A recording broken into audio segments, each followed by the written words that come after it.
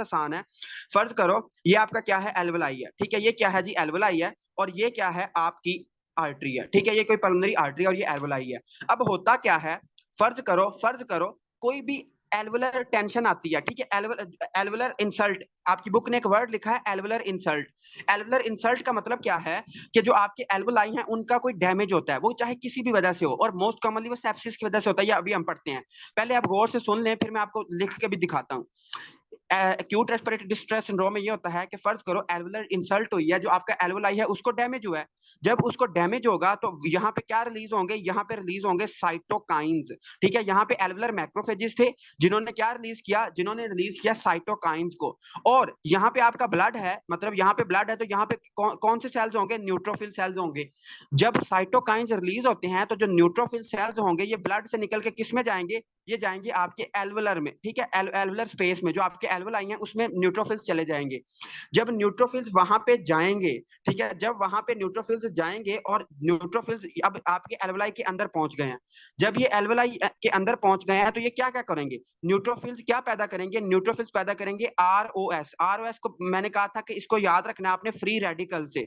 जो free radicals होते हैं, मतलब कि रिएक्टिव आरओएस का मतलब है रिएक्टिव ऑक्सीजन स्पीशी, इसको हम कहते हैं फ्री रेडिकल्स। और फ्री रेडिकल्स बड़े डैमेजिंग होते हैं, हमारे सेल्स को डैमेज करते हैं। तो जब न्यूट्रोफिल्स एल्वुलाई में जाएंगे तो वहां पे वो क्या पैदा करेंगे, आरओएस पैदा करेंगे, और क्या पैदा करेंगे, फ्री रेडिकल। फ्री रेडिकल्स क्या करेंगे, एक तो ये जो एल्वुलर मेम्ब्रेन है इसको डैमेज कर देंगे, और क्या करेंगे, ये क्या करेंगे, फर्ज करो ये आपके एंडोथेलियल सेल्स है, मैंने आपको पहले भी ये पढ़ा चुका हूं कि जो आपकी मेम्ब्रेन होती है, जो कैपिलरी की मेम्ब्रेन होती है, वो किससे बनी होती है, जो उसकी वाल होती है वो किससे बनी होती है, एंडोथेलियल सेल से बनी होती है। जब इसमें फ्री रेडिकल आके इसको डैमेज करेंगे तो इनके दरमियान जो इंट्रासेलुलर गैप है वो ज्यादा हो जाएगा, इनके दरमियान जो गैप है वो ज्यादा हो जाएगा। जब गैप ज्यादा होगा तो क्या होगा, जो आपका फ्लूइड है वो इधर एक्यूमुलेट हो जाएगा, मतलब ब्लड में जितना भी फ्लूइड था वो इधर एक्यूमुलेट हो जाएगा।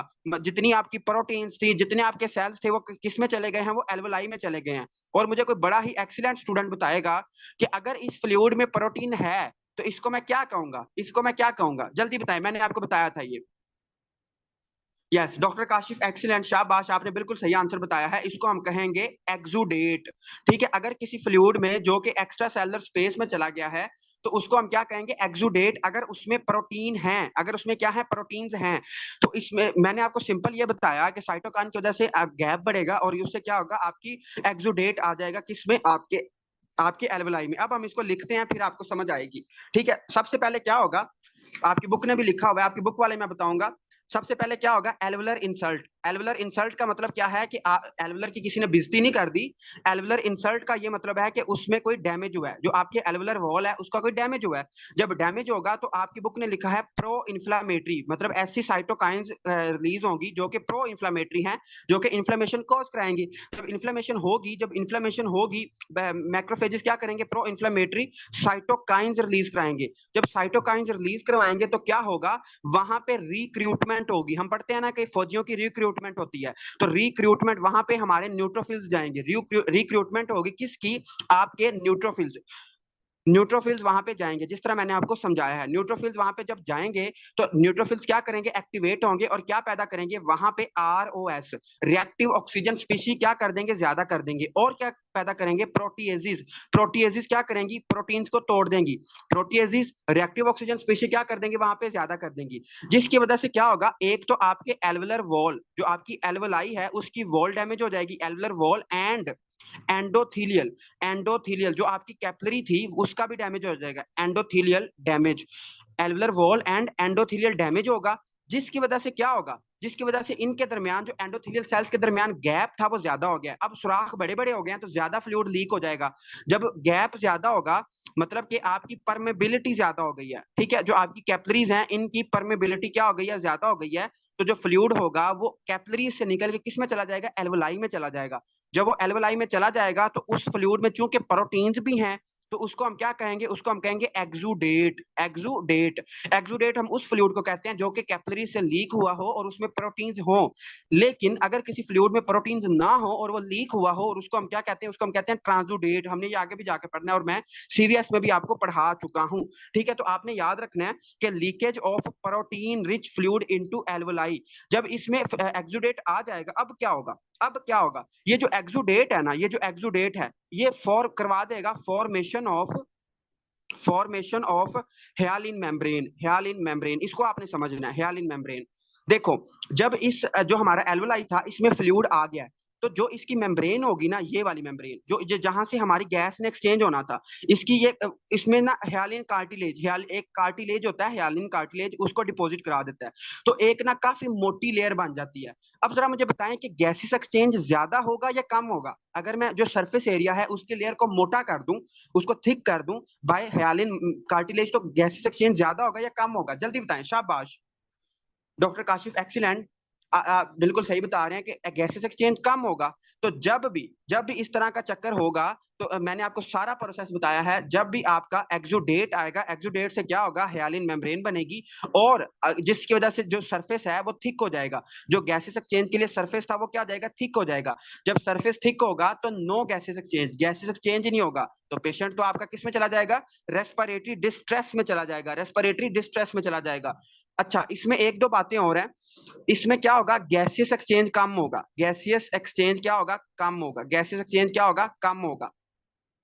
और इसमें जो डेल्को है diffusing lung capacity of carbon monoxide, वो भी कम हो जाएगी क्योंकि सरफेस एरिया कम हो गया है।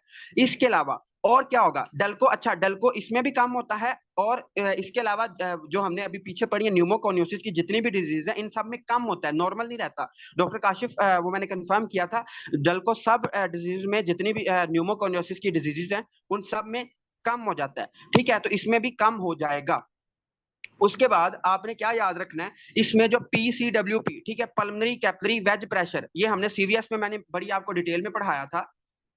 जो इसमें पल्मोनरी कैपिलरी वेज प्रेशर है, ये इसमें क्या रहता है, नॉर्मल रहता है। ये क्यों नॉर्मल रहता है?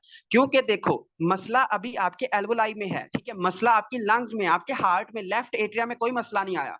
तो मैंने कहा था ना कि पल्मोनरी कैपिलरी वेज प्रेशर है, ये हम लेफ्ट एट्रिया का प्रेशर हम डायरेक्टली मेजर नहीं कर सकते, तो हम क्या करते हैं, हम उसको इस PCWP की वजह से मेजर करते हैं। तो आपने याद रखना है, एक्यूट रेस्पिरेटरी डिस्ट्रेस सिंड्रोम में PCWP की जो वैल्यू है वो नॉर्मल रहती है, डेल्को कम हो जाता है, गैस एक्सचेंज कम हो जाता है, चूंकि सरफेस एरिया क्या हो गया है, थिक हो गया है, और वो कम हो गया, ठीक हो गया। तो ये इसकी क्या है, पैथोफिजियोलॉजी है, और ये आपकी बुक ने सेम इसी तरह लिखी हुई है, और वो आप उसको पढ़ोगे एक दफा तो आपको समझ आ जाएगी। अब हम आगे चलते हैं और अब हम देखते हैं कि इसकी कॉजेज क्या क्या है, किस किस वजह से ये हो सकता है। ठीक है, तो इसकी कॉजेज आपने ध्यान से देखनी है कि जो ARDS है ये किस किस वजह से हो सकता है। तो सबसे इंपॉर्टेंट मोस्ट कॉमन जो काज है ARDS की, दैट इज योर सेप्सिस।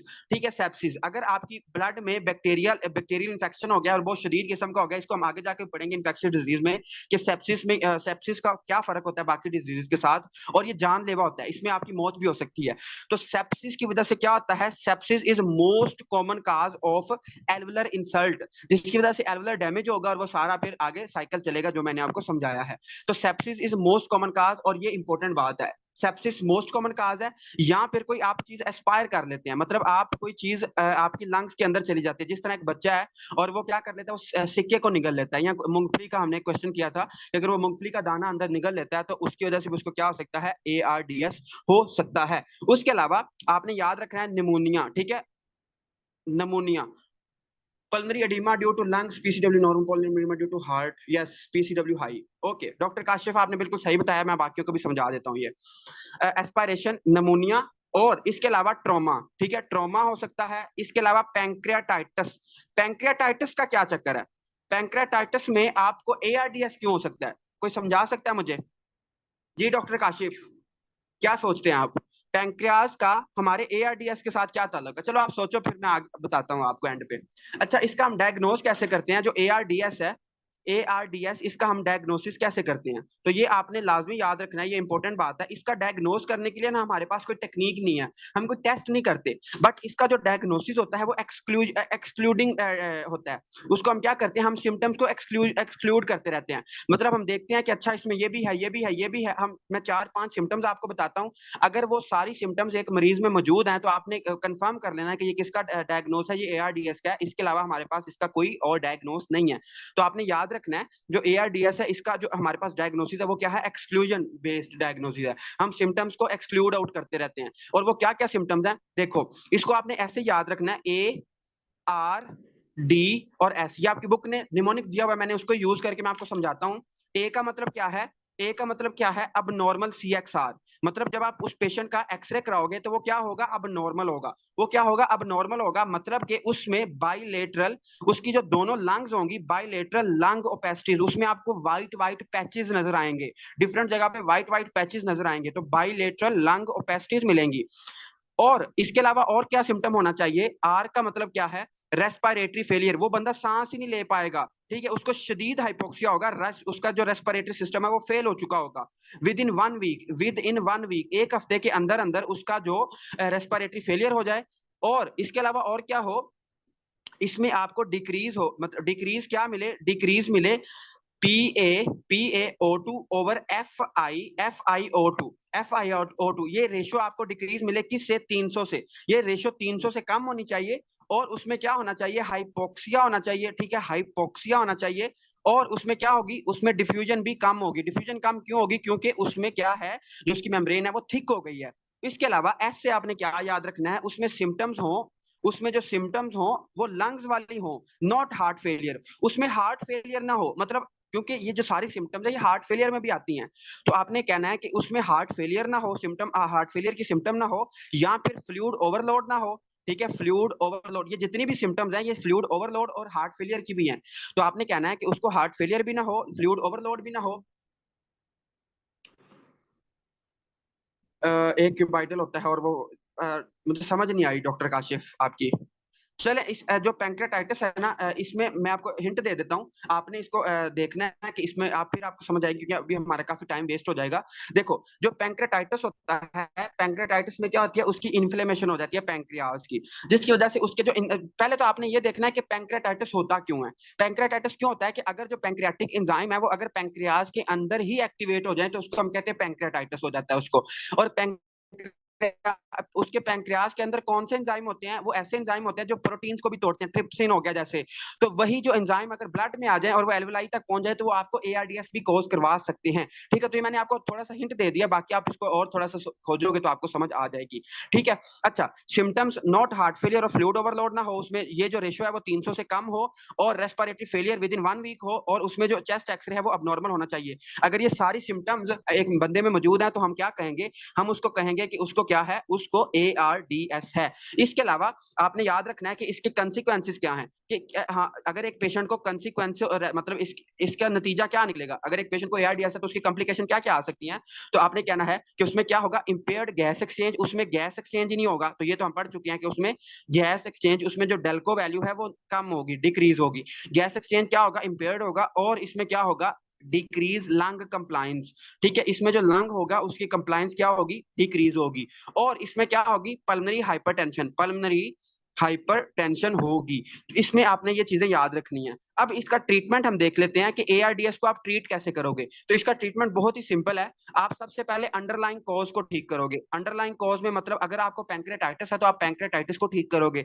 अगर आपको कोई और मसला है जैसे सेप्सिस है तो आप एंटीबायोटिक यूज करोगे। पहले आप अंडरलाइंग कॉज को ठीक करोगे। इसके बाद इसमें आप एक बात है कि इसमें ये जो पेशेंट होता है ना ARDS का, ये आम पेशेंट नहीं होता, इसको हमने वेंटिलेटर पे डालना होता है। तो जो वेंटिलेटर होता है उसका हम टाइडल वॉल्यूम, चूंकि आम टाइडल वॉल्यूम 500 मिलीलीटर होता है, हाफ मिलीलीटर होता है, तो जो ARDS का पेशेंट होता है जब हम इसको वेंटिलेटर पे डालते हैं तो हम इसका टाइडल वॉल्यूम कम कर देते हैं। टाइडल वॉल्यूम क्यों कम कर देते हैं, टू प्रिवेंट, बचने के लिए, किससे बचने के लिए, टू प्रिवेंट वेंटिलेटर इंजरी। जब अगर हम वेंटिलेटर पे इस पेशेंट को डालेंगे और हम टाइडल वॉल्यूम को 500 ही रखेंगे ना, तो हमारी लंग्स डैमेज हो सकती हैं, ओवर इन्फ्लेट, हमारी लंग्स ज्यादा फूल सकती हैं, क्योंकि लंग्स में आगे मसला आया हुआ है, ठीक है, लंग्स में क्या हुआ पड़ा है, इन्फ्लेमेशन हुई पड़ी है। तो अगर हम उसको ज्यादा हवा देंगे या टाइडल वॉल्यूम नॉर्मल रखेंगे, 500 रखेंगे, तो जो वेंटिलेटर होगा वो हमारी लंग्स को डैमेज कर देगा।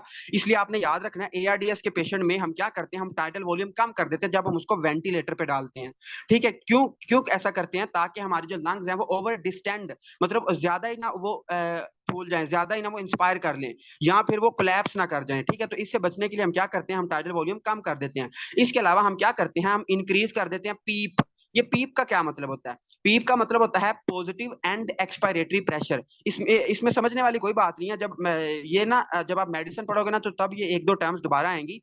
जब हम वेंटिलेटर पे पेशेंट को डालते हैं ना, तो हम उसका रेस्पिरेटरी प्रेशर मतलब सेट करते हैं। रेस्पिरेटरी प्रेशर सेट करते हैं कि हमने इसको इस प्रेशर पे गैस देनी है, तो उसको हम क्या कहते हैं, पीप। तो आपने याद रखना है जब हम पेशेंट को वेंटिलेटर पे डालेंगे तो हम उसका पॉजिटिव एंड एक्सपायरेटरी मतलब जब वो एक्सपायरेशन कर लेगा, जब वो बाहर हवा निकाल लेगा, तो फिर भी हमने उस प्रेशर को जीरो नहीं होने देना। हमने मशीन को इस तरह सेट करना है कि जब वो एक्सपायर कर लेगा तो उसमें पॉजिटिव प्रेशर हो, ठीक है, फिर भी मशीन जोर लगा रही हो सांस को अंदर भेजने में, ताकि उसके लंग्स कोलैप्स ना करें। तो इसको हम कहते हैं पीप। तो इसमें हम जो पीप है, पॉजिटिव एंड एक्सपायरेटरी प्रेशर, वो हम ज्यादा कर देते हैं। ये मैं आपको मेडिसिन में दोबारा पढ़ाऊंगा अगर अल्लाह ताला ने मौका दिया तो, ठीक है। तो ये this is all about ARDS। ARDS बहुत इंपॉर्टेंट है और ये अहम भी है। तो मुझे जरा बता दें कि ARDS क्या आपको समझ आई है, फिर हम आगे चलें। जल्दी बताएं, इसमें कोई क्वेश्चन है तो मुझसे पूछ लें। पैंक्रेटाइटिस का मैंने आपको हिंट बता दिया है, वो आपकी अपनी असाइनमेंट है कि आपने उसको ढूंढना है कि वो किस तरह कॉज करता है। पैंक्रेटाइटिस कब होता है? जब इंजाइम आते हैं, ठीक है। जब वो इंजाइम आते हैं, तो जब वो इंजाइम ब्लड में जाएंगे, लंग्स में जाएंगे, तो वो डैमेज करेंगे। चलें ठीक है, एहसन और काशिफ ने मुझे जवाब दिया है, बाकी शायद भांग पी के सो रहे हैं, कोई बात नहीं है। तो ठीक है, आई होप कि आपको समझ आ गया होगा। हम आगे चलते हैं। आगे हमारा बड़ा इंटरेस्टिंग एक टॉपिक है, स्लीप एपनिया। मैंने मैंने भी पी हुई है। ओके, हम आगे चलते हैं। That is your sleep apnoea. ठीक है, स्लीप एपनिया क्या होता है? स्लीप एपनिया ये होता है कि बड़े मरीज आपने सुने भी होंगे अपनी लाइफ में, और आपके आगे पीछे रिश्तेदार जो कि 40 क्रॉस करते हैं या 50 क्रॉस करते हैं, तो वो ये कहते हैं कि हम रात सोए होते हैं और मेरा सांस बंद होता है। ठीक है, रात सोते हुए मेरा अक्सर सांस बंद हो जाता है, तो उसको हम क्या कहते हैं? स्लीप एपनिया कहते हैं। बहुत इंटरेस्टिंग डिजीज है और ये अहम भी है, तो इसको आपने अच्छे से सीख लेना है। इसमें थोड़ा सा इंपॉर्टेंट कॉन्सेप्ट है और वो उसको आपने देख लेना है। ठीक है, तो इसको हम जल्दी से करते हैं, बड़ी आसान है।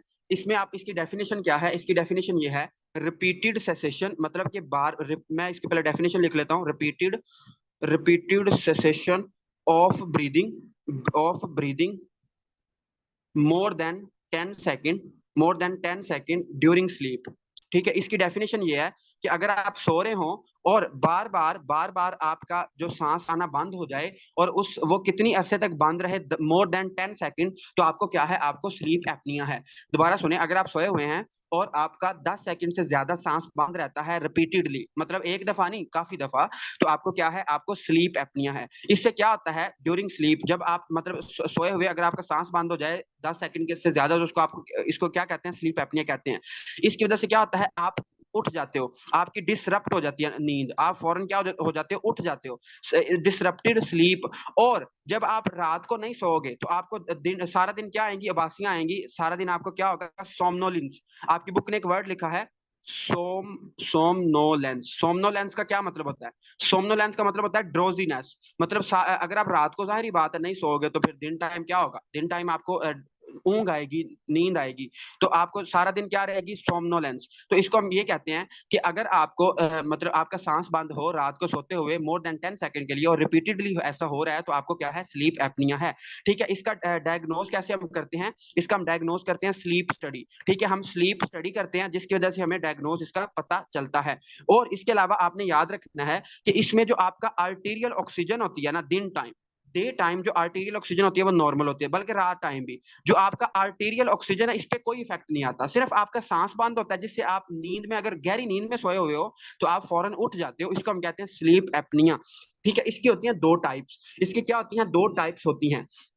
अच्छा, इसमें उसने इसकी सिम्टम्स लिखी हुई हैं कि सिस्टेमिक और पल्मोनरी हाइपरटेंशन कॉज कराता है, अरिथमिया कॉज कराता है, सडन डेथ कॉज कराता है।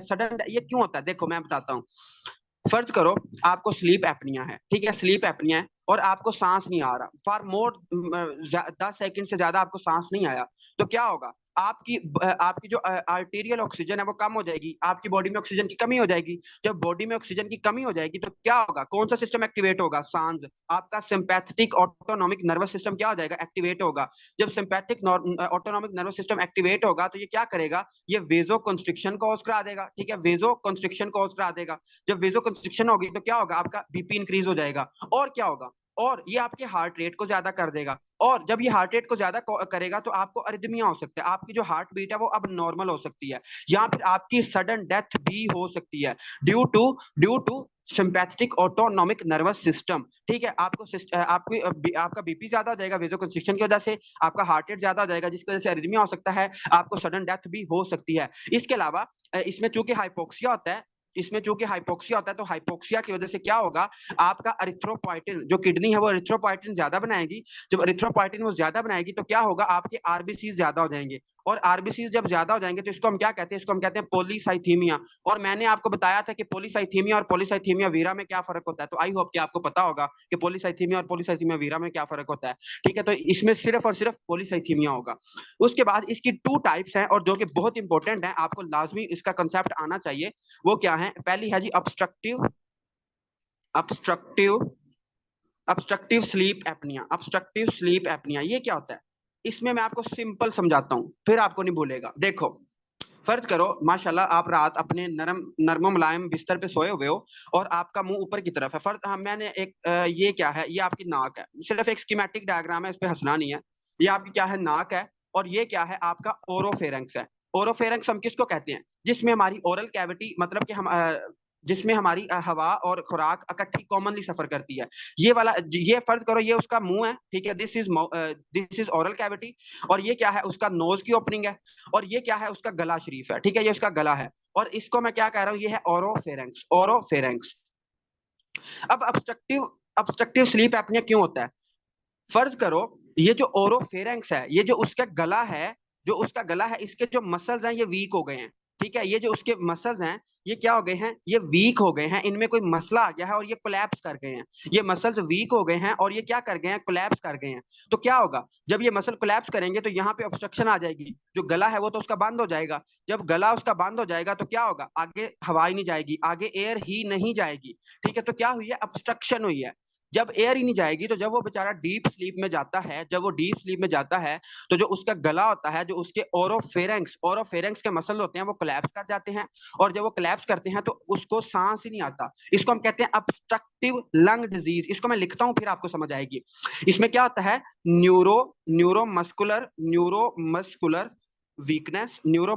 Weakness of oropharynx. जो ओरोफेरेंक्स है, ओरोफेरेंक्स का मैंने आपको बता दिया, इसके जो मसल्स हैं वो वीक हो जाएंगे। अगर उसकी कोई नर्व सप्लाई वीक हो गई है या मसल वीक हो गए हैं, वो कोलैप्स कर गए हैं, तो क्या होगा, ओरोफेरेंक्स ऑब्स्ट्रक्ट कर जाएगा, ओरोफेरेंक्स की ओपनिंग बंद हो जाएगी।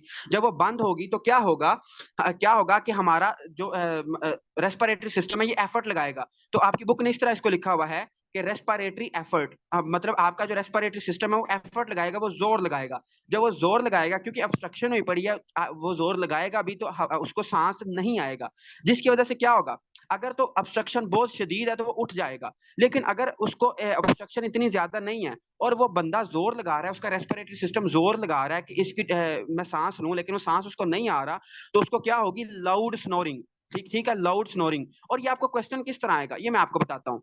आपको क्वेश्चन इस तरह आएगा कि आपकी क्लिनिक में एक लेडी आई है और वो अपने हस्बैंड को साथ लेके आई है, और उसकी ये कंप्लेन है कि ये खराटे बहुत मारता है। ठीक है, चूंकि वो डिस्टर्ब होती है, उसकी नींद डिस्टर्ब होती है, तो वो उसको डॉक्टर के पास लेके आई है कि ये जो मेरा हस्बैंड है ये खराटे बहुत तेज मारता है। ठीक है, तो उसको आपने ऑब्स्ट्रक्टिव स्लीप एपनिया में लाजमी रूल आउट करना होता है। ठीक है, तो इसमें आपने याद रखना है कि जो जब आपका रेस्पिरेटरी सिस्टम एफर्ट लगाएगा तो क्या होगा, खराटे आएंगे, स्नोरिंग होगी। ठीक है, अगर तो मतलब वो सांस आ गया तो ठीक है, अगर नहीं सांस आएगा तो उसको क्या हो जाएगा, एपनिया। एपनिया कहते हैं नो ब्रीदिंग, उसको सांस ही नहीं आएगा, एपनिया। ठीक है, और इसमें आपने याद रखना है कि ये किस किस वजह से होता है, जो आपका ऑब्स्ट्रक्टिव स्लीप एपनिया है, ये किस वजह से होता है, it is caused by parapharyngeal tissues, access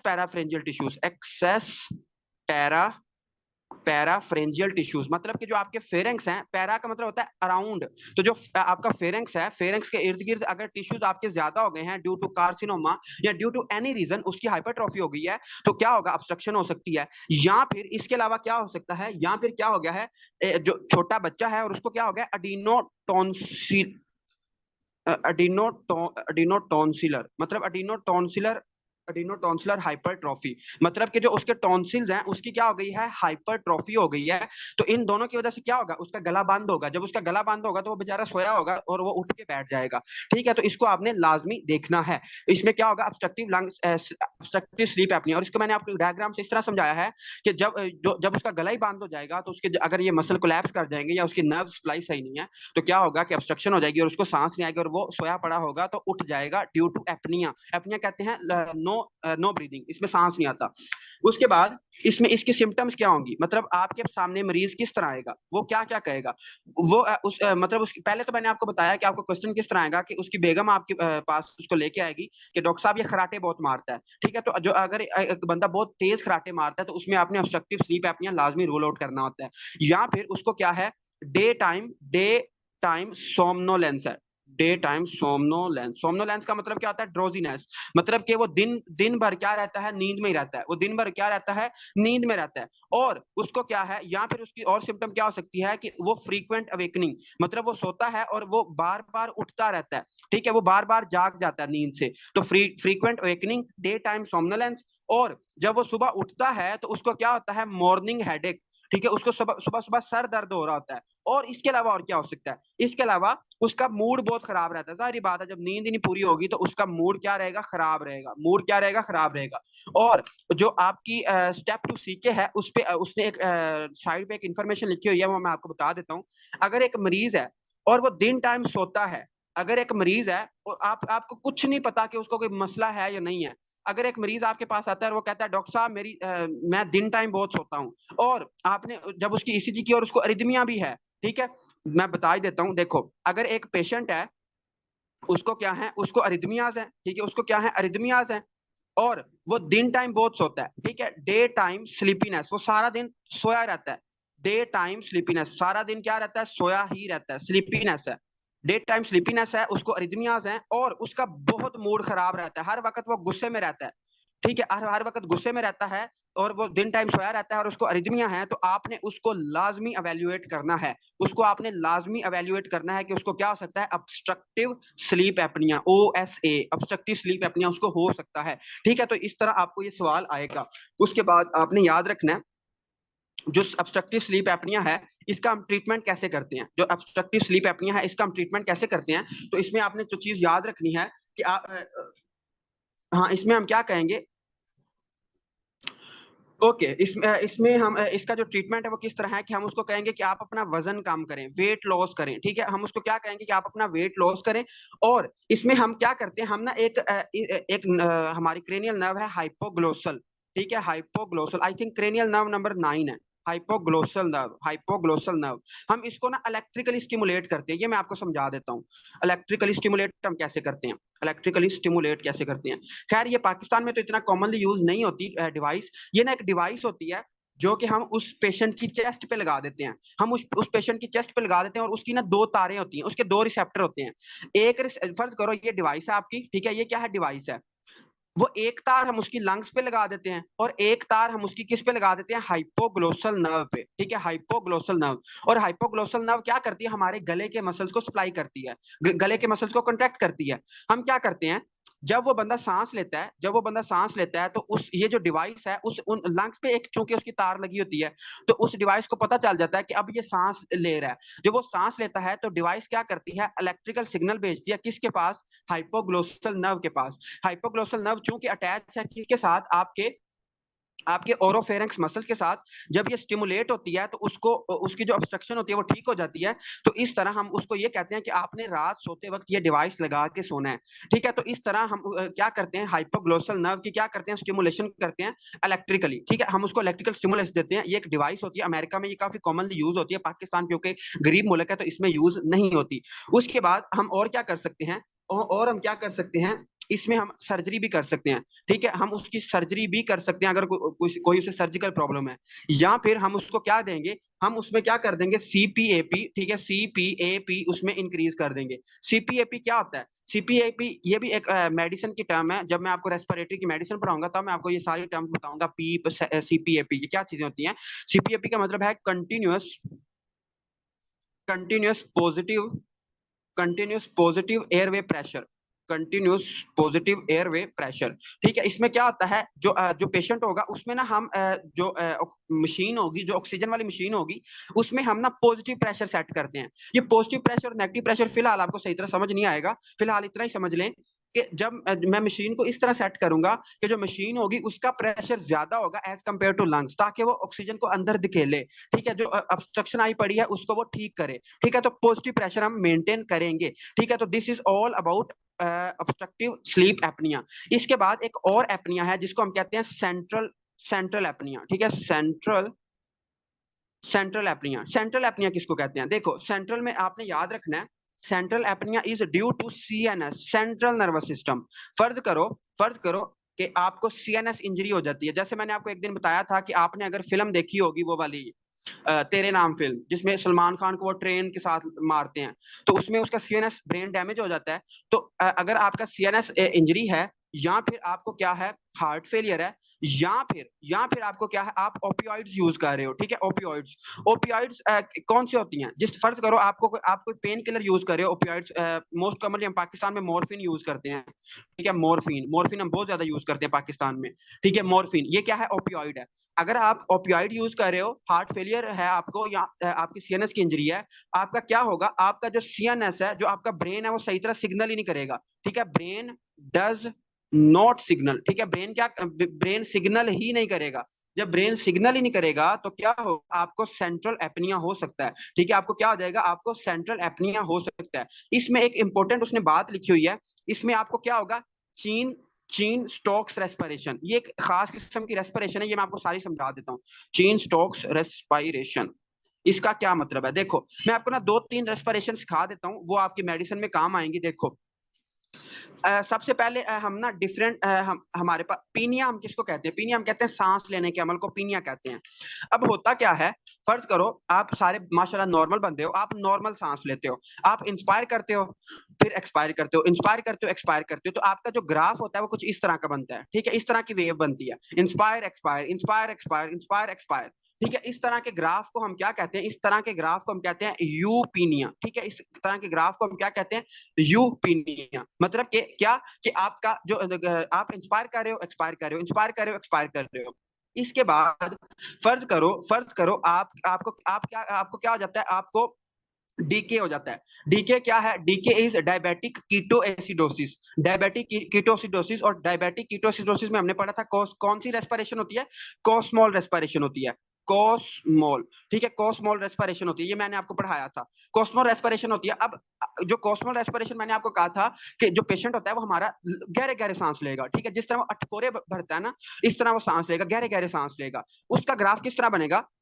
inspiration expiration, inspiration expiration, मतलब तेज तेज तेज तेज, इस तरह, जिस तरह एक आरी के वो होते हैं ना, टूथ होते हैं, इस तरह हमारा ग्राफ बनेगा। इस तरह के ग्राफ को हम क्या कहते हैं? कॉस्मल रेस्पिरेशन। जो पेशेंट होगा वो गहरे गहरे और जल्दी जल्दी सांस लेगा, इसको हम कहते हैं कॉस्मल रेस्पिरेशन। और इसके अलावा एक और आप सीख लें जो अभी मैंने आपको पढ़ाई है, दैट इज योर चीन स्टोक्स रेस्पिरेशन। ये क्या होता है? देखो आपका जो मरीज होगा वो जल्दी जल्दी से सांस लेगा, ठीक है, तेज तेज, टेकिपनिया, उसको बहुत तेज तेज सांस लेगा, लेकिन कुछ ही अरसे के बाद उसको सांस आना बंद हो जाएगा। वो फिर कुछ अरसे के बाद फिर उसको तेज तेज सांस आना शुरू हो जाएगा, तेज तेज आना शुरू हो जाएगा, फिर उसको कुछ अरसे के बाद एपनिया हो जाएगा, फिर उसको बहुत तेज तेज सांस आएंगे। तो इस तरह का आपका ग्राफ बनेगा। मतलब कि यहाँ पे भी टेकिपनिया है, यहाँ पे भी टेकिपनिया है, और यहाँ पे भी टेकिपनिया है, और ये जो स्ट्रेट लाइन है इट शोज एपनिया। तो आपकी बुक ने उसको एक लाइन में लिखा है और अपनी जान छुड़वाने की कोशिश की है, लेकिन आपने इसको कंप्लीट समझना है कि चीन स्टोक्स रेस्पिरेशन में क्या होता है? तेज तेज सांस आएगा, फिर थोड़े अरसे के लिए सांस रुक जाएगा, फिर तेज तेज सांस आएगा, फिर रुक जाएगा, इस तरह ये ऑसिलेट करेगा, इस तरह ये डिफरेंट चेंज होता रहेगा। इसको हम कहते हैं चीन स्टोक्स रेस्पिरेशन। और ये हमें किस में मिलती है? It is associated with central apnoea. ये हमें कहाँ पे मिलती है? सेंट्रल एपनिया में मिलती है, जिसमें आपका ब्रेन सही तरह सिग्नल नहीं कर पाता और आपको सांस नहीं सही तरह आता, ठीक है। इसका हम ट्रीटमेंट कैसे करेंगे?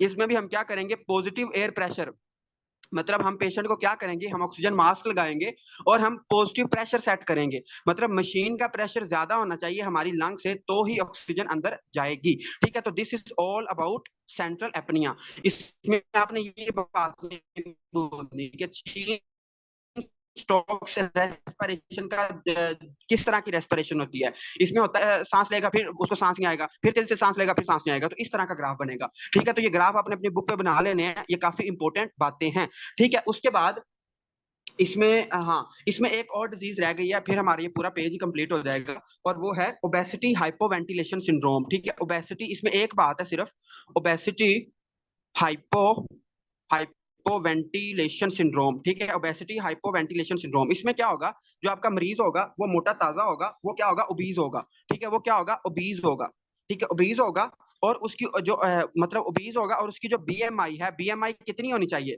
बीएमआई 18 से 25 होनी चाहिए नॉर्मल, लेकिन उसकी क्या होगी, उसकी ओबेसिटी जो उसकी बीएमआई है वो मोर देन 30, मतलब बहुत ज्यादा खाते पीते घराने का होगा, ओबीज होगा, ठीक है। और उस जब वो बेचारा बहुत मोटा होगा तो उसको सांस ही सही तरह नहीं आएगा। आपने देखा होगा जो हेल्दी बंदे होते हैं उनको सांस सही तरह नहीं आता, उनका सांस जल्दी फूलता है।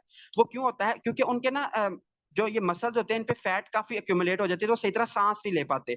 तो आपने याद रखना, अगर किसी पेशेंट की बीएमआई 30 से ज्यादा है तो वो सांस नहीं सही तरह ले पाएगा, मतलब कि उसमें क्या हो जाएगी, वेंटिलेशन कम हो जाएगी, ठीक है, उसमें क्या हो जाएगी, वेंटिलेशन कम हो जाएगी।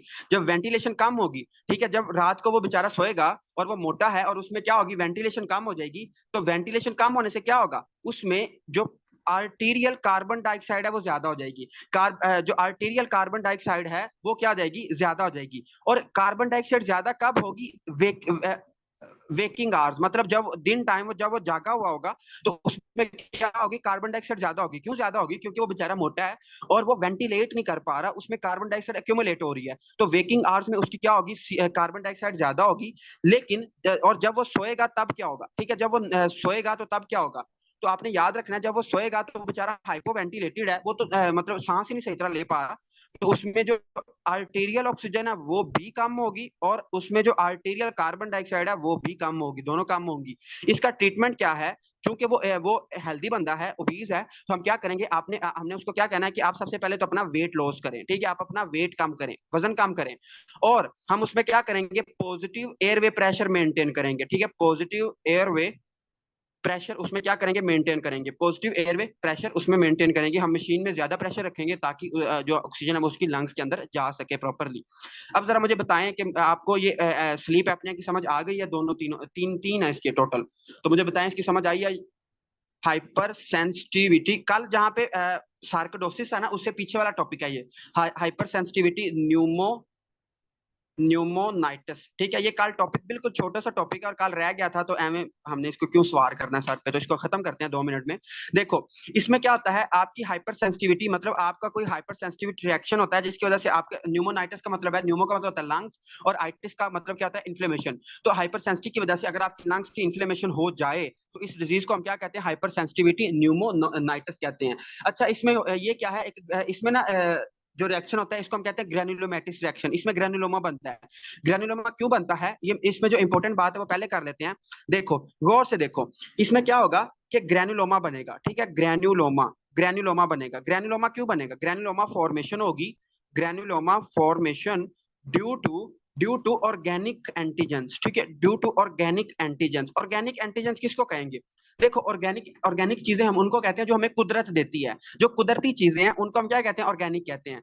अब ये जो एमसीक्यूज है ये इस तरह आता है कि एक बंदा है और उसने कबूतर पाल रखे हैं, ठीक है, ही इज पिजन ब्रीडर, या फिर वो किसी ऐसी जगह पे काम करता है जहां पे कबूतर बहुत ज्यादा हैं, पिजन्स बहुत ज्यादा हैं, ठीक है, तो he is a pigeon breeder. तो आपने लाजमी इसको रूल आउट करना होता है। देखो, जो पिजन ब्रीडर होता है, जो कबूतर होते हैं, जो ये पिजन की खुराक होती है, कबूतरों की खुराक होती है, वो ऑर्गेनिक है, वो कुदरती है, वो बाजरे वगैरह खाते हैं। तो अगर वो बंदा इनहेल कर लेगा, उस पिजन ब्रीड को क्या कर लेगा, इनहेल कर लेगा, तो उसको क्या हो जाएगा, उसकी लंग्स में ग्रेनुलोमा बनेगा। तो आपने याद रखना है, हाइपर सेंसिटिविटी न्यूमोनाइटिस को हम और क्या कहते हैं, पिजन ब्रीडर डिजीज भी कहते हैं, पिजन ब्रीडर डिजीज। ये मोस्ट कॉमनली कबूतर जो लोग पालते हैं या कबूतरों को खाना खिलाते हैं उनमें होता है, ठीक है, तो पिजन ब्रीडर डिजीज। इसमें क्या होता है, इसमें क्या होता है ये आपने याद रखना है, क्योंकि हमने ये इम्यूनोलॉजी में पढ़ना है कि आपकी type 1, type 2, type 3, type 4 hyper sensitivity कौन कौन सी होती है। तो इसमें आपने याद रखना है कि इसमें आपकी कौन सी हाइपर सेंसिटिविटी होती है, मिक्स्ड टाइप 3 एंड 4, ठीक है, 3 एंड 4 हाइपर सेंसिटिविटी, ठीक है, 3 हाइपर सेंसिटिविटी, मतलब हाइपर सेंसिटिविटी 3 एंड 4 आप में होगी, ठीक है। इसकी जो टाइप्स की डिटेल है वो मैं आपको समझाऊंगा उधर जाके। फिलहाल मैं आपको इसका थोड़ा सा हिंट बता देता हूँ। इसका हिंट ये है, इसका हिंट ये है कि जब आपको 3 और 4 हाइपर सेंसिटिविटी होती है तो आपका जो मैक्रोफेज होता है वो उसको इंगल्फ कर लेता है और वहीं पे उसको एक्यूमुलेट कर देता है, ठीक है, इसको हम कहते हैं टाइप 3 और टाइप 4 हाइपर सेंसिटिविटी। बाकी हम इसकी डिटेल पढ़ेंगे उसमें इम्यूनोलॉजी में। फिलहाल आपने इसको रटा मार देना है कि इसमें कौन सी टाइप होती है, 3 और 4 होती है। और ये मोस्ट कॉमन किस में होता है, it is most common in farmers, जो किसान होते हैं, चूंकि किसान कुदरत के बहुत करीब होता है तो किसानों में होता है। And bird fanciers. Bird fanciers का मतलब क्या है कि ऐसे लोग जो परिंदे पालते हैं, ठीक है। बर्ड फैंसियर मतलब के कबूतर, जैसे मैंने आपको बताया कबूतरों में ये ज्यादातर होता है कि जो कबूतर के ब्रीड होती है उसमें जब वो हम इनहेल करते हैं तो आपको ग्रैनुलोमा बन जाता है, उसको हम कहते हैं हाइपर सेंसिटिविटी न्यूमोनाइटिस। उसके बाद इसमें होता क्या है कि फर्ज करो ये क्रोनिक है, मतलब आप बार बार आपका एक्सपोजर हो रहा है उस ब्रीड से, तो क्या होगा, क्रोनिक है अगर, तो क्या होगा आपका, आप जब इनहेल करोगे, जब आप इनहेल करोगे तो क्या होगी, इन्फ्लेमेशन होगी। जब आप इनहेल करोगे तो क्या होगी, इन्फ्लेमेशन होगी। इन्फ्लेमेशन के बाद क्या होगी, हीलिंग होगी, ठीक है। इन्फ्लेमेशन के बाद क्या होगी, हीलिंग होगी। जब हीलिंग होगी फिर आप इनहेल करोगे तो फिर इन्फ्लेमेशन होगी। तो मैंने कल भी आपको बताया था, अगर आप किसी चीज को बार बार डैमेज करो, बार बार उसको छेड़ोगे, बार बार इन्फ्लेमेशन होगी, फिर ठीक होगा, फिर इन्फ्लेमेशन होगी, फिर ठीक होगा, तो क्या होगा वहां पे, फिब्रोसिस हो जाएगी। वहां पे क्या हो जाएगी, फिब्रोसिस। तो एंड पे आपको क्या मिलेगी, फिब्रोसिस। लंग्स की क्या हो जाएगी, फिब्रोसिस हो जाएगी। लंग्स की क्या हो जाएगी, फिब्रोसिस। और ये क्या होती है, ये इरिवर्सिबल फिब्रोसिस होती है। इसमें आपने याद रखना है, जो हाइपर सेंसिटिविटी न्यूमोनाइटिस है इसमें इरिवर्सिबल फिब्रोसिस होती है, हम उसको रिवर्स नहीं कर सकते। इरिवर्सिबल फिब्रोसिस होती है विद नॉन कैजिएटिंग। इसमें भी आपको जो ग्रैनुलोमा मिलेगा वो कौन सा मिलेगा, नॉन कैजिएटिंग ग्रैनुलोमा। अभी तक जो हमने पढ़ा है सिर्फ हमें कैजिएटिंग ग्रैनुलोमा किस में मिला है, टीबी में मिला है, बाकी सब में नॉन कैजिएटिंग ग्रैनुलोमा है, ठीक है। और इसमें क्या होगा, जो एल्वुलर टिश्यूज हैं, एल्वुलर टिश्यूज आपके क्या हो जाएंगे, थिक हो जाएंगे। एल्वुलर क्या हो जाएंगे, थिक हो जाएंगे। और आपको क्या हो सकता है, ब्रोंकियोएक्टेसिस, मतलब कि आपकी जो ब्रोंकाई है उसकी परमानेंट डायलेशन हो सकती है। तो this is all about hyper sensitivity pneumonitis. और इसको हम और क्या कहते हैं, इसको हम पिजन ब्रीडर डिजीज भी कहते हैं। जो कबूतर लोग पालते हैं वो उसमें ये ज्यादा होने के चांसेस होते हैं, और या फिर किसान जो होता है उसमें होने के चांसेस होते हैं, ठीक है। तो मैं रिकॉर्डिंग एंड करता हूँ, फिर मैं आपसे पूछता हूँ कि आपको इसकी समझ आ गई है, और क्लास हम एंड करते हैं, ठीक है।